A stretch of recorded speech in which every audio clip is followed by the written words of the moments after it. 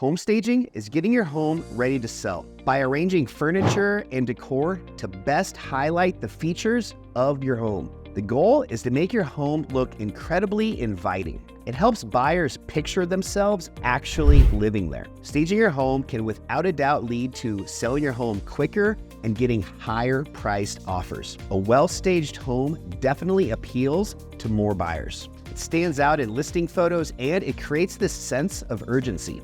Buyers, they often pay more for homes that are move-in ready. Start by decluttering and depersonalizing your space.